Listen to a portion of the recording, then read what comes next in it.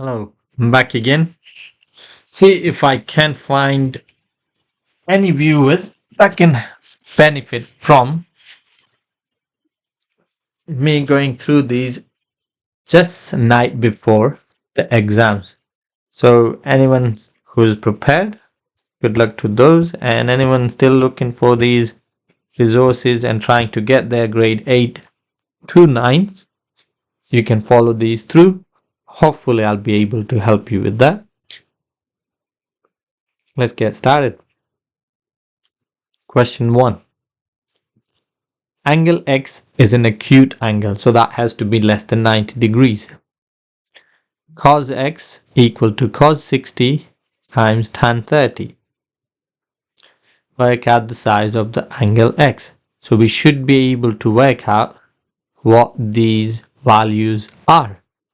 Now, we need to show the working out.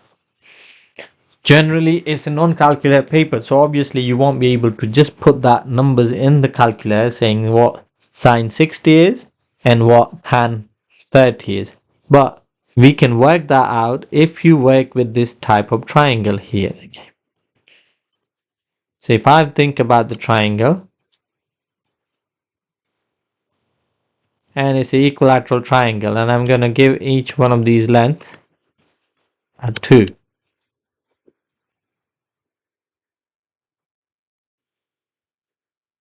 Hello?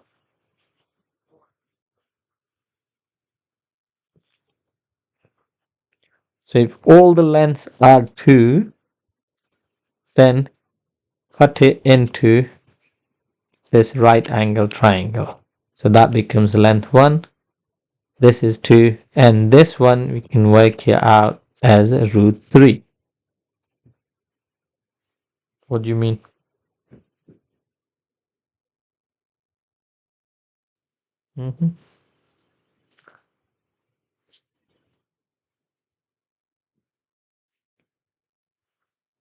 Okay. Live नहीं देखा था. What do you mean? Okay. Okay.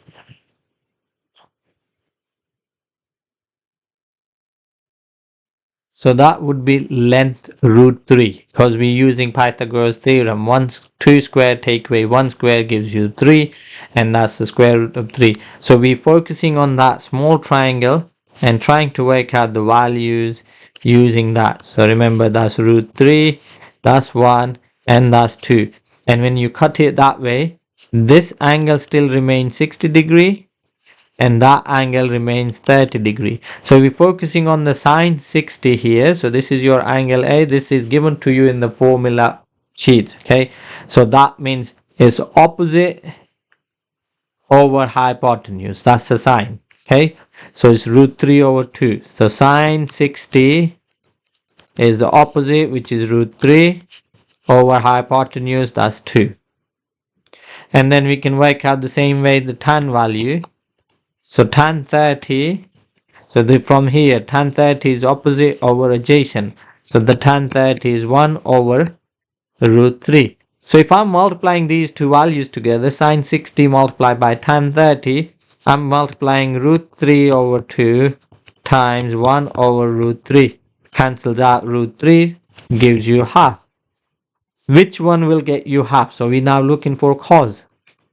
So we're saying cos of x is equal to half. So cos of either 30 degree or the 60 degree will give you half. So cos is adjacent over hypotenuse. So cos 60, which is here, 60 degree, adjacent is 1, hypotenuse is 2. So we know the cos 60 will give you half. And for that reason, x value is 60 degrees.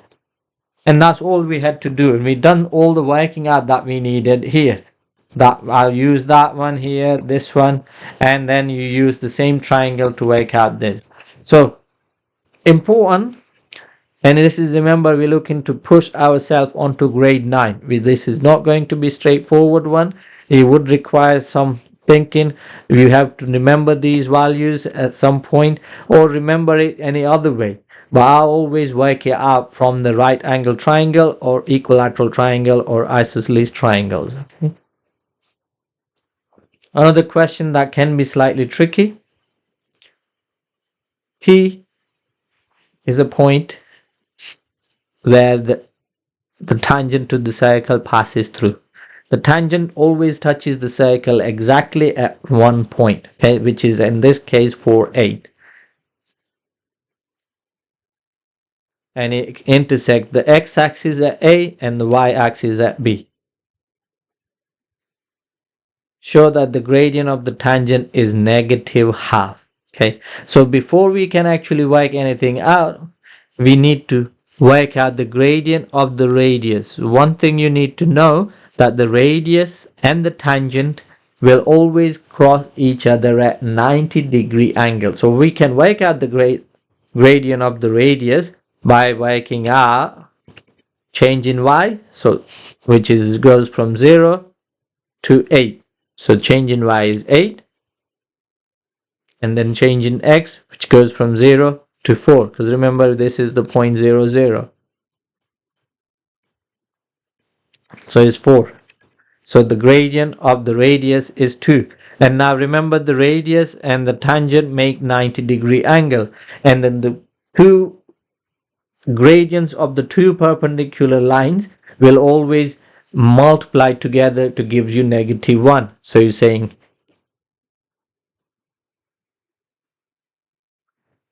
m1 multiplied by m2, and these two of line 1 and line 2 are perpendicular, you get answer -1. So we already know the gradient of one of those, so which is we know is a 2. So 2 times gradient 2 will give you -1. So that means the gradient 2 would be -half. That's all we had to do. We've shown that information. And that's 2 marks. Second part of that question saying work out the length AB, give your answer in terms of A root 5. So in basically simplified side form. And we don't know anything about A, we don't know anything about B, but what we know is the gradient of that line here, and we know gradient of this line here, and we know one of the points. So we can actually work out the equation of that line. Okay, and the equation of the line generally goes something like this: y is equal to mx plus c. We know the gradient, so we can put that in. So gradient is -half x plus c. Now we already know the x and y as well from this point here. If you know this point lies on that line 4, 8, then that's your x value, that's y value. So what we're saying is when x is 4, y has to be 8. We use that to work out what c is. So we're saying, sorry, y has to be 8 when x is 4. So we substitute this in and then simplify. We get 8 is equal to -2. -half times 4 is -2 plus c. So -2 add what gives you 8. So that gives you the c to be equal to 10. So once we know that, we worked out the equation of this line that we've been given is y equal to -half x plus 10. Now we can use that to work out what the value of A is and what the value of B is. Okay, so I'm going to scroll it through the point where we're doing this question. Okay, so write down the equation saying y is equal to -half x plus 10.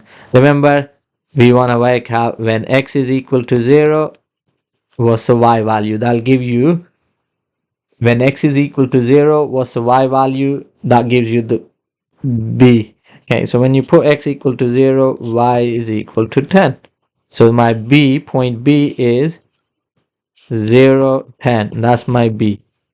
And to work out the A, I need to make y equal to 0. So put y equal to 0, we get -half x plus 10. So we can add that half x onto both sides, and we get +half x equal to 10. So that gives you x equal to 20.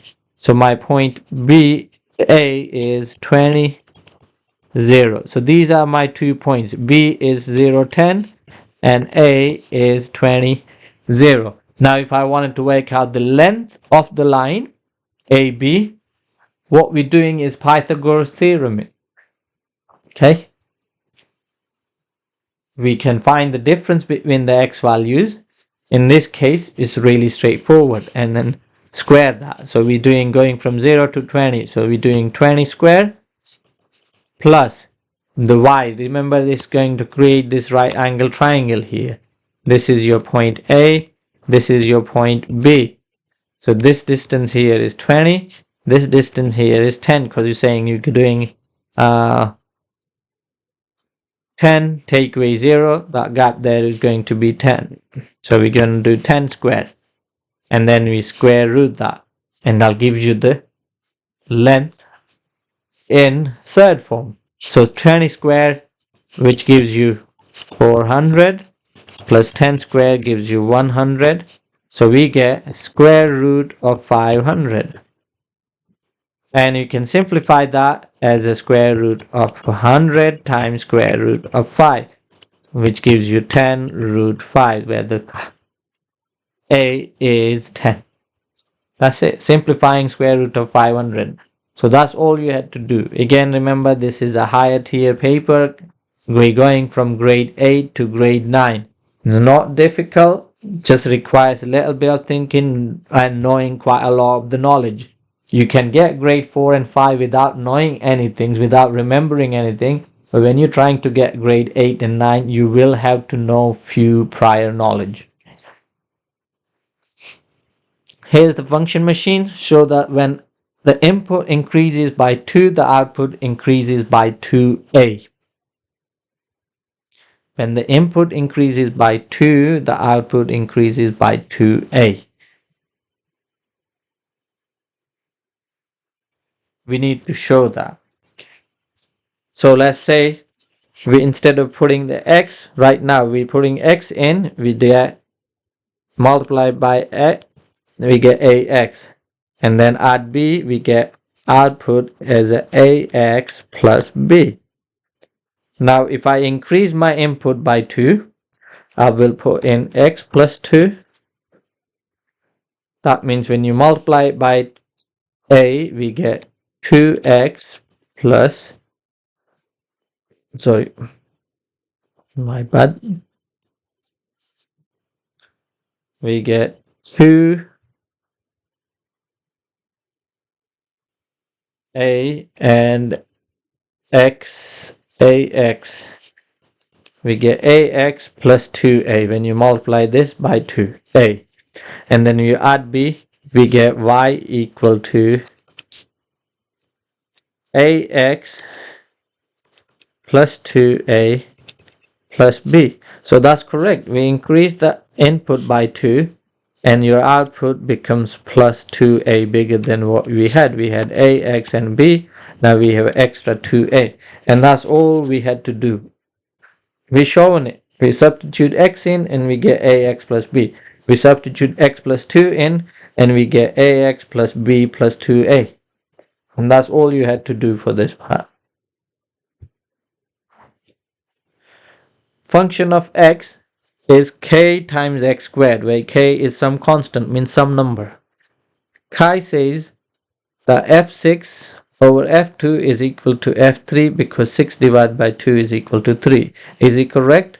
Show your answer. Obviously he is not correct in this case, right? Because this function here, when you substitute 6 into that function, let's say k, to show our working out, we're gonna have to make k as some number. So in this case, just in case they use k to be 1 and it turns out to be this, but we can use k to be any number. Let's say we're gonna use k equal to 2. Okay, so what your function becomes is equal to 2x squared. You don't have to, you can keep on using k. Okay, so our function becomes 2x squared. If you use k, you can keep on using k, saying your function is kx squared. Now let's say we're trying to work out value of 6. So you replace x with 6. So we get 6 squared. So what do we get? 36k. Because k is a number. It could be 2, it could be 4. So in this case, we can get 72. Okay. And let's try and find out what f of 2 is. Function of 2 is going to be. So k 2 squared, which gives you 4k. And if you're doing f of 6 divide by f of 2, what do we get? We get 36k over 4k. K cancels out. 36 divided by 4 will give you 9. We just shown it is not correct. Okay, they're using that. Obviously, you could have used k to be any number, and then we get 72. And when k is 2 and the x is 2, we get 8. 72 divided by 8 will give you 9 again. So that's not correct.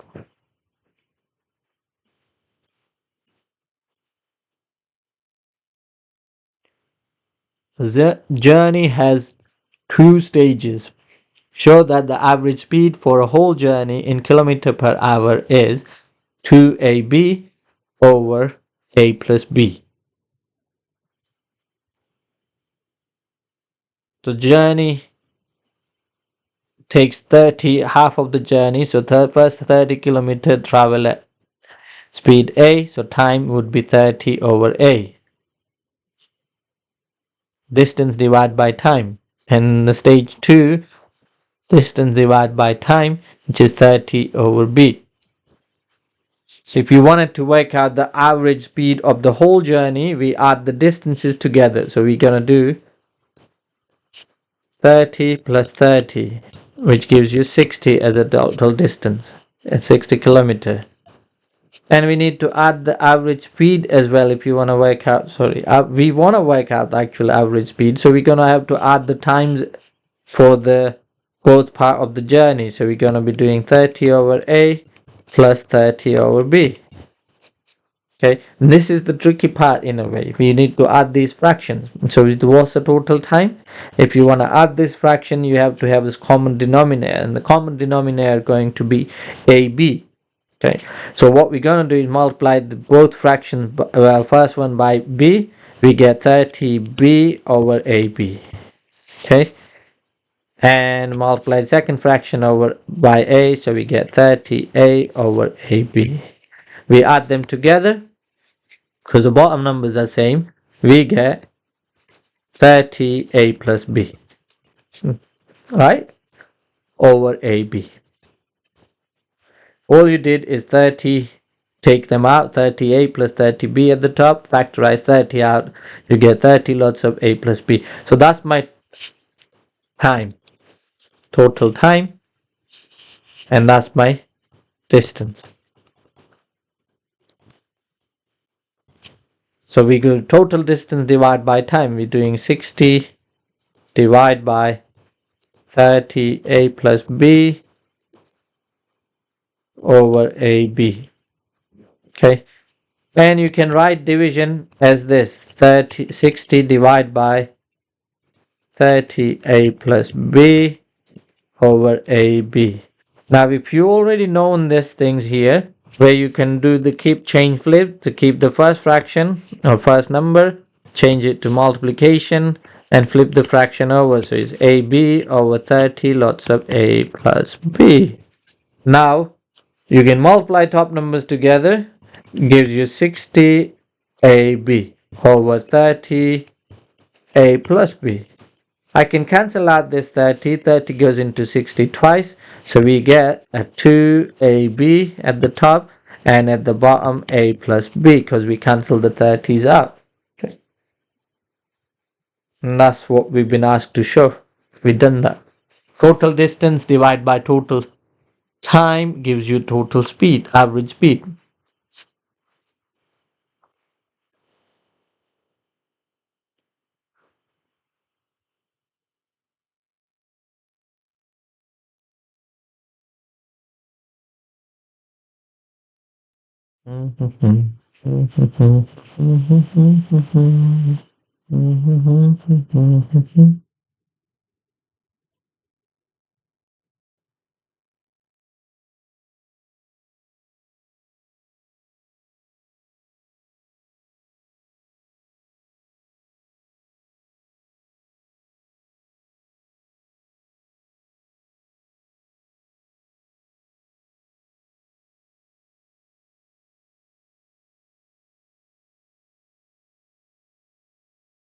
Right, there was a question about how do you remember exact trig values. So I'm just going to go back to that question.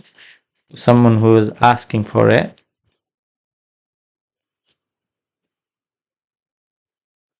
This is how I would remember exact trig values. So you need to remember few things about the exact trig values. One of those things is what sine, cos, and the tan are. I always work with 30 degrees and the 60 degrees using this triangle here. So you can draw a triangle, equilateral triangle, that will have 60-degree angle there, 60-degree angle there, and 60-degree angle there. And if you cut that equilateral triangle into two halves, then that becomes this triangle here. Okay, so you can work out the values of sine, cos, and tan 30 and sine, cos, and tan 60 from this. Okay, then that leaves you with just a 45. To work out the 45, you can draw a right angle triangle that has a side 1 and 1, and that gives you the right angle isosceles triangle. So that's a 45-degree angle, and that would be 45-degree angle. And if these two small sides are 1s, then that hypotenuse would be square root of 2. 1 square add 1 square gives you 2, and then square root that gives you square root of 2. So now you can work out sine, cos, and tan 45 for all three of them as well. Now that leaves you with what sine 0 is, cos 0 is, and tan 0 is. Okay, so sine 0, because if you think about the sine graph, we'll start from this point here and it'll go like that. So sine 0 is 0. Cos 0, so cos the graph start from here and it goes something like that. Okay, so cos 0 is 1, and then the tan is always sine divided by cos. So tan 0 is 0 divided by 1 is 0. So tan 0 is 0. And then the same thing you can do with the 90-degree angle. So 90 degrees there. Okay. So these are the opposite basically. The sine 90 is 1 and the cos 90 is 0. And 1 divided by 0 for the tan is infinite basically, or no answer. So this is something you cannot ever get answer to. Tan 90 is not achievable because it's doing 1 divided by 0. You cannot find the value of tan 90. Okay, there is an asymptote for that.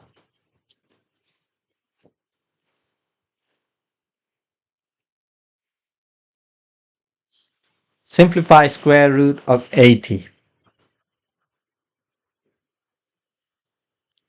plus square root of 2/9. Give your answer in the form a root 5 over b, where a and b are integer. So the couple of things you do here.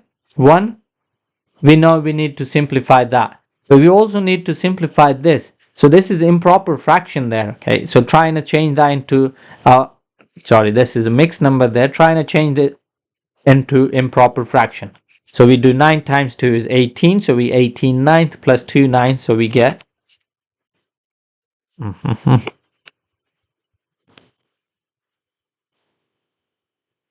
so we get root 80 plus square root of 29.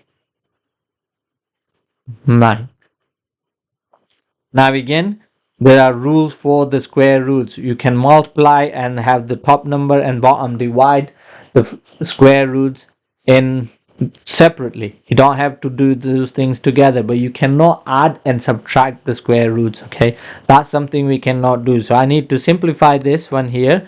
Square root of 80. So what's the biggest square number that goes into 80, which is 16? 16 times 5. So we know we can write that as root 16 multiplied by root 5.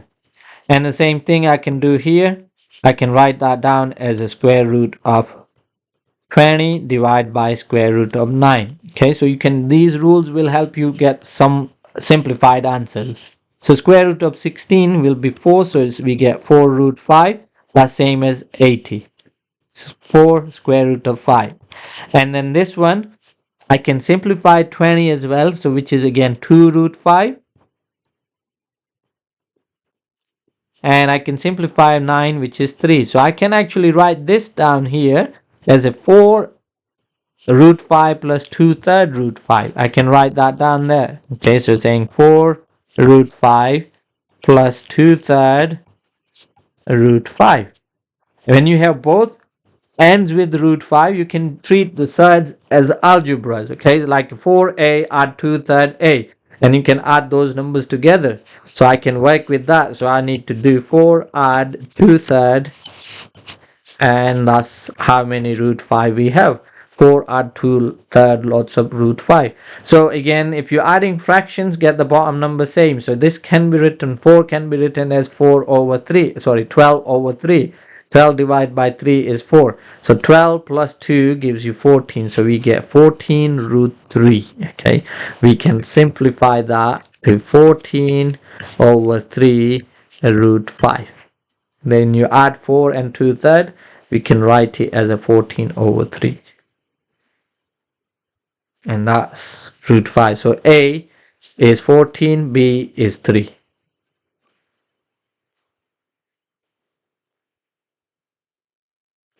A shopkeeper compares the income from the sales of a laptop in March and April.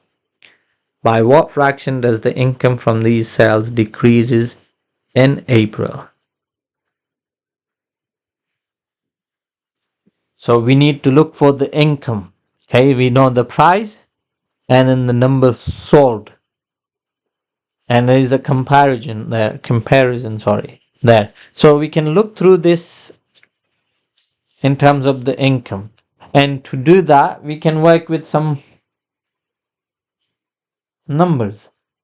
You don't have to look at exact numbers. You don't have to look at things. Or you can look for the X if you wanted to. Okay. So if you start with X, because you're looking at grade 8 to 9, I don't want to simplify it really. Okay. So we're saying, okay, the price is, let's say, X. Okay. And the number sold is, let's say, is Y. We don't know those numbers, but we can work with that. Okay. So if April the price for the March is X. So in the April, what's the price in April? That's what we're saying. We paid 1/5 more than the March. So we gonna pay 1/5. 1/5 more means 1 and a 1/5. Or 1/5 more, we can change that into decimal, which is 0.2. Okay, so we paid 0.2 or 20% more than the March. So if you want to write down 20% more, we can write that down as a 1 and 1/5 or 20% more or 0.2, anywhere that you find it easier. So the price in the April would be 1.2x. Or if x is 10, the price in April is going to be 12. Okay, 1.2 times 10 would be 12. The number sold is 1/4 less than March. So if you increase the price, the number of quantity you sell might decrease. Not always the case, but that can happen. So let's say we sold Y. So quarter of the things was sold less than March. Okay, so we sold Y in March. In the April, then we quarter less, which would be 0.25 less. So we would have sold 0.75 in April. And that's the biggest thing that we need to look at it. And what am I looking at is by what fraction does the income from the sales decreases in the April. Okay, so the March income is X times Y. This is March income. Price times the number of units sold, that'll give you the income. Okay, so April income would be 1.2x multiplied by 0.75 y. So we get 1.2 times 0.75 xy. So now this is what we need to work out. What is 1.2 times 0.75? And it's going to be the difference between the x and y. And we can use that as a percentage as well. So again, I can do this. Okay. Where it can do 1.2 or 12 times 17, 5 is up to you which way you want to look at it. I'm going to do 0.2, 7 and 5. Okay, so these would be zeros. So we're focusing on these ones, okay? 7 times 2 is 14. 7 times 1 is 7. 5 times 2 is 10. And 5 times 1 is 5. So we get 0, 10, so 0 again. Carry 1 forward, 7, 8, and 9, and those one would be 0. And then we're going to carry the decimals, and decimal will go there. So it's 0.9 here. We get 0.9 xy. So now think about it. From 100% in March, we go 90% in April. So what percentage has been decreased by? So we can say it's decreased by 10%. Overall income is decreased by 10%. Just look through it. If you're not sure, this is what we actually done. We said it's x, that's y. Just don't get confused with the different numbers, because the number sold would be different to the price. So that's why we gave that as a y. And that's from 1xy to 0.9xy, we reduced it by 0.1. 0.1 as a percentage is 10%.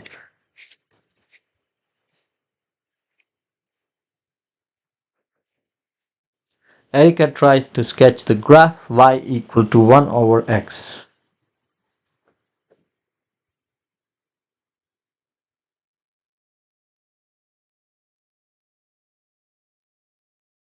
Okay.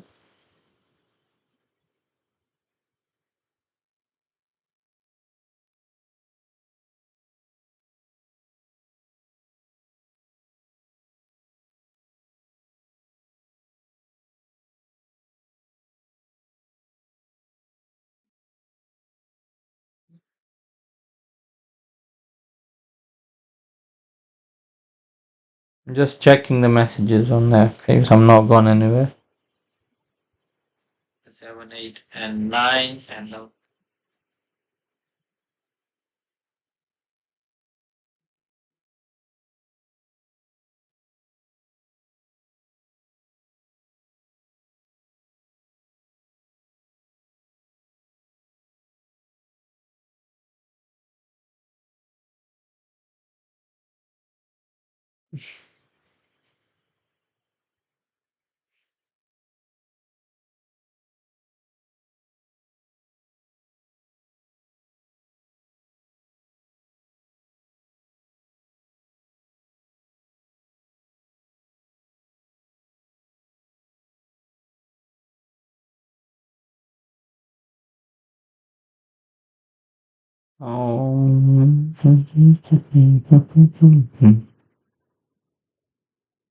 okay, sorry. So Eric tried to sketch the graph y is equal to 1 over x, whereas x cannot be equal to 0, because if you divide something by 0, answer can be anything. It's not explained, it's not defined. So therefore we're going to be looking at where x cannot be equal to 0. Make two different criticism of her sketch. It's two different one. So we generally looking at these things here. If x cannot be equal to 0, why is this line touching the y-axis? So that's one of the criticism of that thing. Okay. So that shouldn't be touching this. That's one of those criticism. The second one, remember when x is negative, 1 divided by negative 1 would be negative. So this thing here should go down here. That's the second criticism. This is perfectly fine. You can draw the curve like this, but it has to be here. Okay? That curve.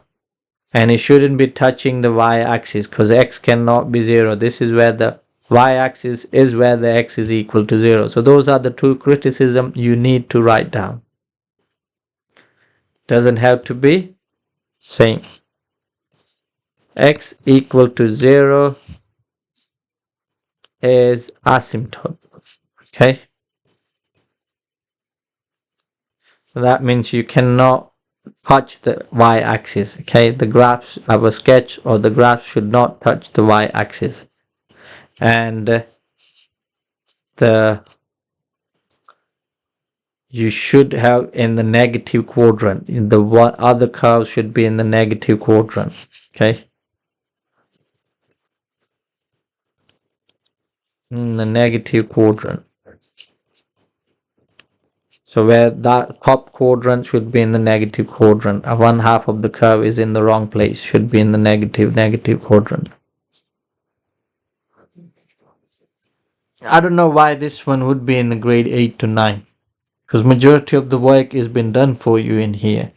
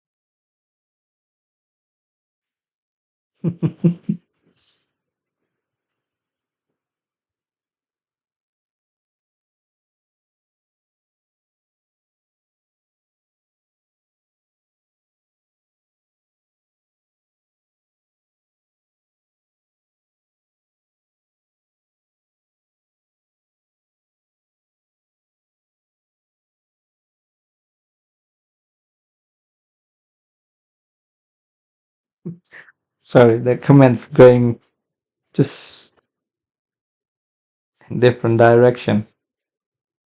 Guys, remember you guys got GCSEs. There's no time for this rubbish on that comment section. A solid hemisphere has radius x. Solid cylinder has a radius 3x and the height x. Surface area of the sphere is equal to 4 pi r squared. Okay, so that's the formula given to you. You don't have to worry about it. Okay, where the radius is r. So in this case, we can use the radius as x. And it's a half of the sphere, so we only need 2 pi r squared. Okay, work out the ratio, the total surface area of the hemisphere and the total surface area of the cylinder. For the cylinder, we need to work out some things here, okay?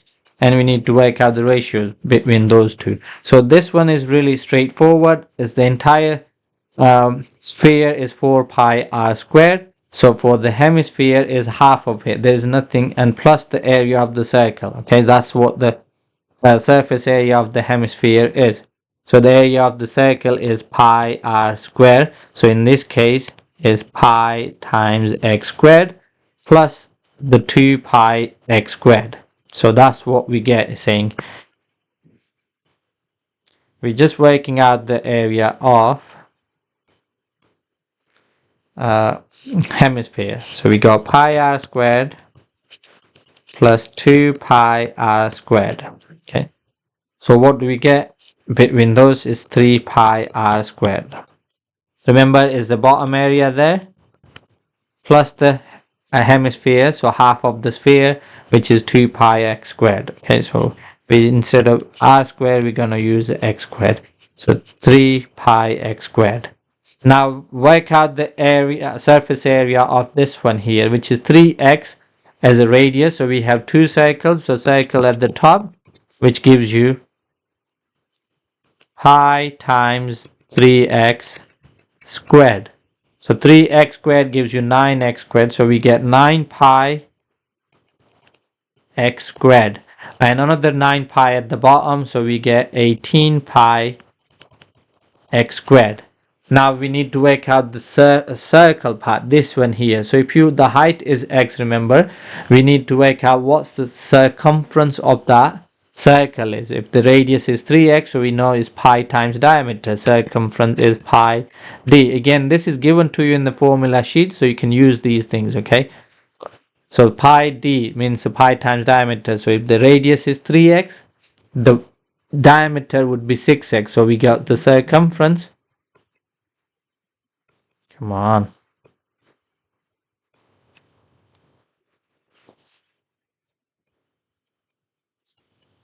Why doesn't it work?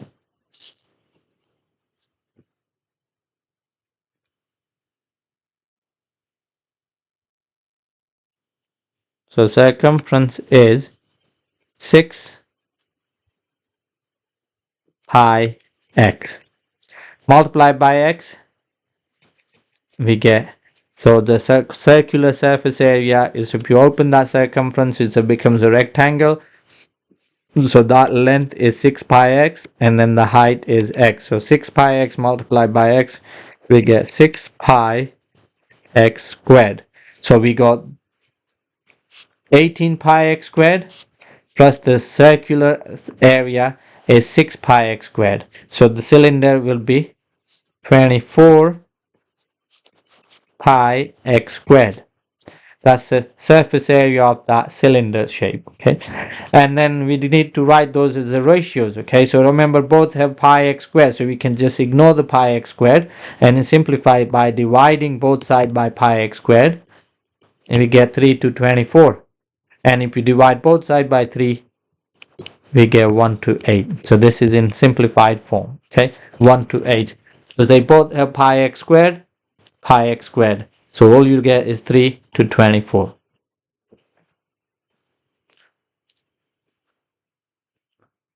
Simplify fully.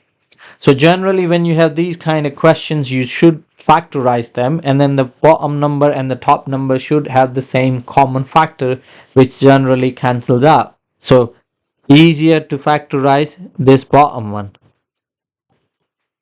6 goes into both of those, so 6 outside, you get 2x minus 1. So we should know that we should have 2x minus 1 at the top as well, and that might be able to cancel that. So again, 4x factorizes out, and at the top we get 1 minus 2x. Now that's not exactly the same thing, so we need to be able to write it down. So we will have 2x minus 1 or 1 minus 2x at the bottom. What we can do now is factorize negative 1 out from the top. We get negative 4. So that means the sign inside bit will change. So we get 2x, that's negative, becomes positive. And then that 1 that's positive becomes negative. So remember, we took out the minus 4 rather than the plus 4. And then a 6 at the bottom, that gives you 2x minus 1. So now we can cancel out these 2x minus 1s, and we can simplify negative 4 over 6. Sorry, that's got x next to it as well. My bad. So negative 4x over 6, that can cancel out 2. So divide top and bottom by 2, you get negative 2x over 3. And that's simplified version that you can get.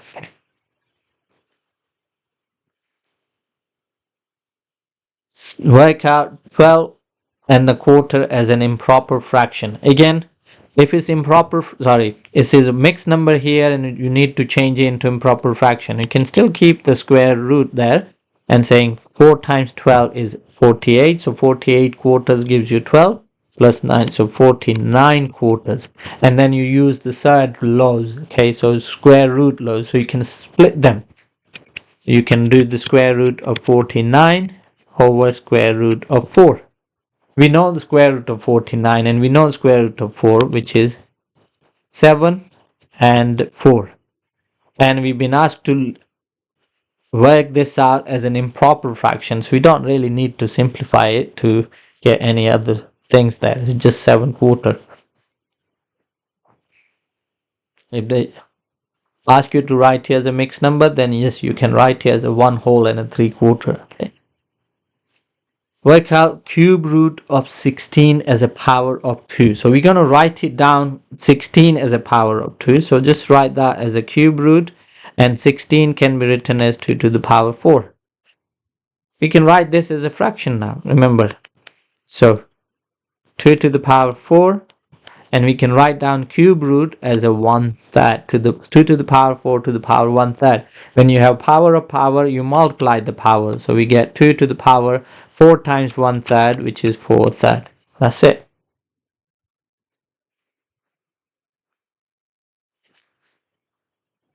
Turning point of a graph. Y is equal to x plus a squared plus b. Has a coordinate, x coordinate -2, That means that A is positive 2. And another point on the graph is 3, 1. So once you know one of the point and only one unknown, you can work out those things. Okay, so the turning point means where the y value is the smallest or where the y value is the biggest, doesn't matter what. And to do that, we need to make sure that this gives you as small as possible here. And then the only way we can get the smallest value possible here is when you make this things equal to 0. And when can you make this thing equal to 0? Whenever the x has to be same as a, but the negative. So if you have x is negative 2, x value is negative 2, that means a is positive 2. Okay, so negative 2 and 2 will make this thing equal to 0. Okay, so therefore a is positive 2. So we know that that's the reason we got the smallest value of this x coordinate here is negative 2. That means is y equal to x plus 2 whole squared plus b. Now we know that one of the point on the graph is 3, 1. So what does that mean? When x is 3, y has to be 1. Okay, that's what it means. We substitute those points in this our equation here, and we can work out what the actual b is, and then that gives you the y coordinates of the turning point. So this is the y coordinate of the turning point b. When x is negative 2, this gives you 0, so y value would be that. Okay, so we substitute those in. So 1 is equal to x equal to 3, so it's the 3 plus 2 squared plus b. Okay, so 1 is equal to 3 plus 2 is 5, so 5 squared is 25 plus b. So we know now b is equal to negative 24. You take away 25 from both sides, so the turning point is negative 24. Y coordinates of the turning point is negative 24. This is actually your negative turning point. When x is negative 2, y is negative 24. That's what the turning point is. So y value is negative 24.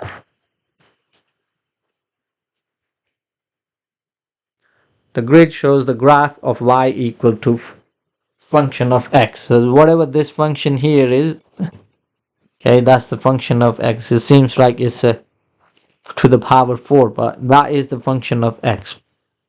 On the grid, draw the y function of negative f of x. Okay, so whatever the positive values we have, they'll turn into negative. Negative value turn into the positive. That's what happens. Okay, so when you whatever y values, especially y values, so all you're doing is the function stays the same, all the positive y value becomes negative and the negative y value becomes the positive. So for the same x values, you'll get something like this. So this curve here flips there. Okay, and these ones will go downwards there. Okay, so it's difficult to draw for me, but you can do it. And this one will go something like that. Okay, so that will flip here, and this top one here flips there. Okay, so this is what the graph of y equal to negative f of x looks like. So it's a reflection in the line y equal to 0, or in the x-axis. It flips. The positive y value becomes negative and the negative y value becomes positive. That's what we're doing. Okay, Venn diagram shows represents 100 items. So this sigma, so everything inside that box, that sigma basically should add up to 100. So we got 28 plus 48 plus 13 plus 11 should add up to 100. Okay, write down probability of A intersection B. So it's this one here. So it says probability. Remember, don't just write the number. It doesn't ask you to write down A intersection B. It's probability of A intersection B, which is 13 out of 100. They add up to 100, so we're gonna have to say it's 13 out of 100. work out how many 5-digit odd number can be made using these digits once each. So we want to make 5-digit odd number. There are 1, 2, 3, 4, 5 digits. So we're going to be looking at how many choices do we have for each one of those things. Okay, we want to make odd number.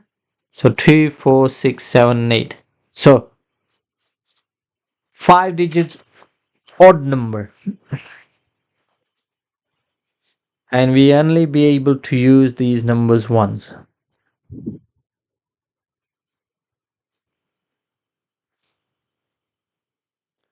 Okay, so for last digits, option for the last digits,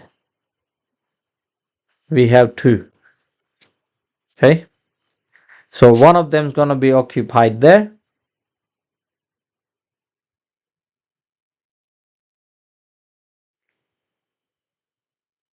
and once you I don't know why I'm finding this slightly difficult, because it has to be odd number, and we only allowed to use the options once.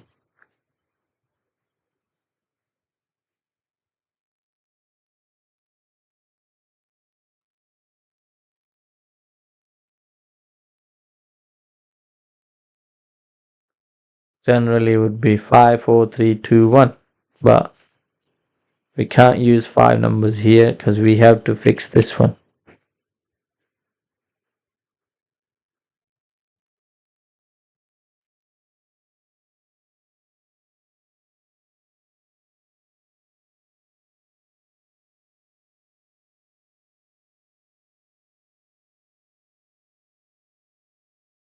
Okay, let's look at it this way. We fix this number is either 7 or 9. Okay, so let's say we fix the 7 here.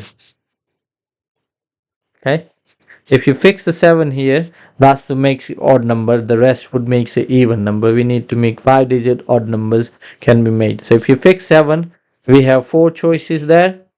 Okay, multiply by 3 choices here, then the rest of the numbers can go anywhere. 3 choices there, then you have 2 choices. Obviously you don't have a choice, whatever the leftover number will go here. So that's when you fix 7. So that's again, this is how many choices you will get.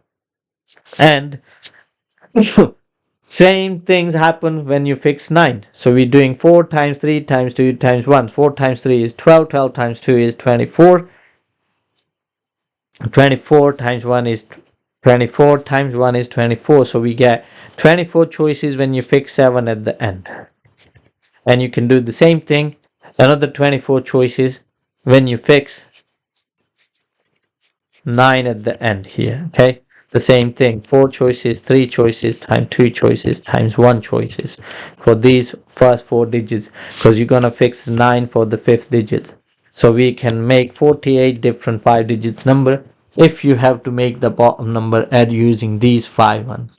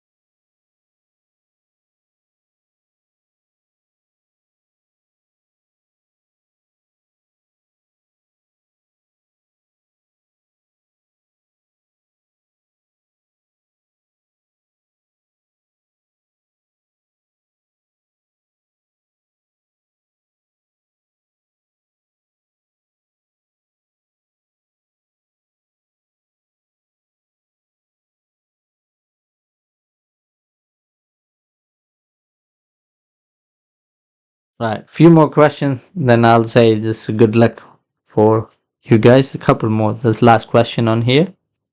Joe wants to work out the solution of x squared plus 3x minus 5 equal to 0.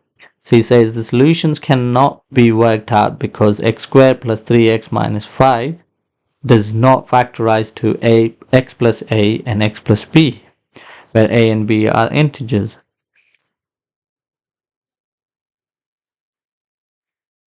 Tick the box, give a reason for your answer. Okay. Is Joe correct? No. For reason for my answer is you can complete the square or you can use a formula. You can find the solution. Just because it can't factorize it doesn't mean it does not have solution. Okay. Or you can work with discriminant, which is b squared minus 4ac. Okay, if that number is negative, that's the only time you can say the solution doesn't exist. So we got b squared is 9 minus 4 times minus 5 times 1, okay, which is 9 plus 20, and it's a positive number, so there's definitely a solution that exists there. Okay, expand any brackets. Without expanding any brackets, show how to work out the exact solution of 9 multiplied by x plus 3 squared equal to 4. Okay, so without expanding any brackets, we can do this. 9 times x plus 3 all squared, take away 4 equal to 0. We're taking away 4 from both sides. So now this is already completed square in a way. Okay, or in other words, what you can do is this is completed square. We add 4, which is we're going back to that same thing. X plus 3 all squared is equal to 4 over 9. You add 4 and then divide both sides by 9. Then you find the square root both sides. Okay, so we get x plus 3 equal to 2/3, which is plus and minus. When I square root that side, this is what we get. And when you square root it, you get two solutions, plus and minus. So we get x equal to positive or minus 2/3. Take away 3. You take away 3 from both sides.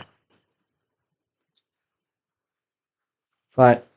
I hope anyone who watched it find it useful. And if you found it useful, then give it a like. And I will try to run through the second paper, doing the same thing just before the second paper, your exams for these before your second paper in maths exams. Okay, and I'm just going through these AQA because that's where majority of the student I teach is going to be sitting, AQA exam board.